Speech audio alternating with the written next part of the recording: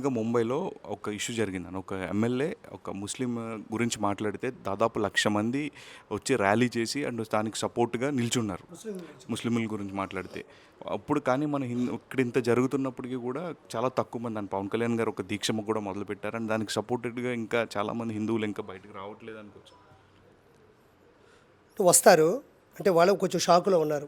First అందరూ తిన్నారుగా, first మనం ఇంతవరకు తినింది లడ్డు ప్రసాదంలో కొవ్వు తిన్నాము అని షాకులో బాధలో ఉన్నారు, కన్ఫ్యూజన్లో ఉన్నారు. వాళ్ళు తేరుకోవడానికి కొంచెం టైం పడుతుంది. 100% వస్తారు.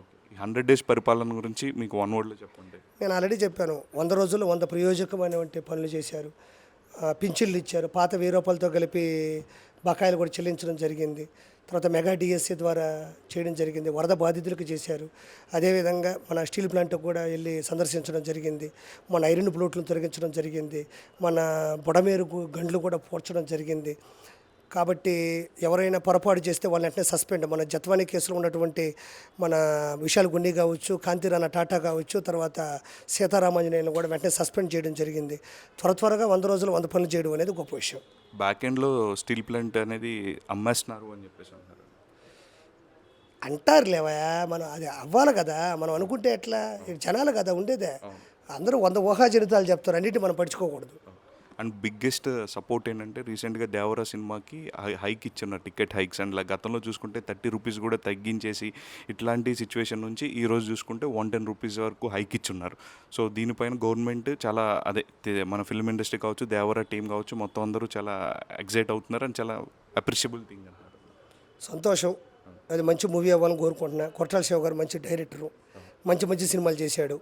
కాబట్టి ఈసారి అది అద్భుతమైన హిట్ అవ్వాలి. పాన్ ఇండియా మూవీ అది. మన శ్రీదేవి గారి పాప, వాళ్ళ కాంబినేషన్ కూడా అద్భుతంగా ఉంటుంది. కాబట్టి అది హిట్ అవ్వాలని కోరుకుంటున్నాను. ముందు గవర్నమెంట్ నుంచి ఫిల్మ్ ఇండస్ట్రీకి ఎలాంటి సపోర్ట్ ఉంటుంది? 100% సపోర్ట్ ఉంటుంది. ఇంతకుముందు ఒక దొంగ పరిపాలన ఉండింది కాబట్టి సినిమా హీరోలు కూడా వెళ్ళి తాడేపల్లి ప్యాలెస్లో కూర్చొని దండం పెట్టే పరిస్థితికి మనం దిగజారిపోవాల్సి వచ్చింది. అంటే వీళ్ళు తప్పు కాదు, అతను దిగజార్చాడు. కాబట్టి ఈరోజు ఆ తప్పు లేదు. ఏదన్నా తప్పు జరిగినా సినిమాటోగ్రఫీ మంత్రి కందుల దుర్గేష్ గారు కావచ్చు, లేకపోతే ఇంకా దానికి సంబంధించిన చైర్మన్లు కావచ్చు, దానికి సంబంధించినటువంటి మన డిప్యూటీ సీఎం గారు కావచ్చు, ఆయన ఇండస్ట్రీ నుంచి వచ్చాడు కాబట్టి ఆయన ప్రతి బాధ తెలుసు కాబట్టి తీరుస్తాడు అంతే.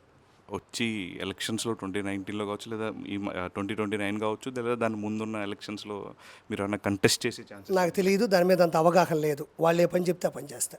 ఓకే. అంటే జానీ మాస్టర్ విషయంలో కూడా మీరు ఎక్కడో ప్రెస్ మీట్ పెడతారని చాలామంది వెయిట్ చేశారు. అదే వాడు చెప్తున్నాను అబ్బా, ఇప్పుడు ఆ ఎఫ్ఐఆర్లో ఏం బుక్ అయ్యిందో, ఆయన ఏం జరిగింది, ఆయన తప్పు చేశాడా లేదా, ఎందుకంటే నాకు తెలిసినంత వరకు 100% కరెక్ట్ పర్సన్ అతను ఏ తప్పు చేయడు. ఎందుకంటే మా జగతన్న వచ్చాడు, జగతన్నకు కూడా తెలుసు ఆయన ఎవరితో పొరపాటు చేయడు, ఎవరితో తప్పుగా మాట్లాడాడు కాదు. నాకు అత్యంత క్లోజ్ పర్సన్. మన శిల్పకళా వేదికలో జరిగిన ఫంక్షన్లో మీ ఇద్దరం కూడా పక్కన కూర్చున్నాం. నాకే షాక్గా ఉంది. ఇప్పుడు ఆ అమ్మాయి ఏం చెప్పింది, ఏం రాసింది, అది కరెక్టా కాదా, లేదా కుట్రబడినారా లేకపోతే వాస్తవాలా ఏందని నాకు తెలియదు. కొన్ని రోజులు మనం వేచి చూడాలి. Thank you.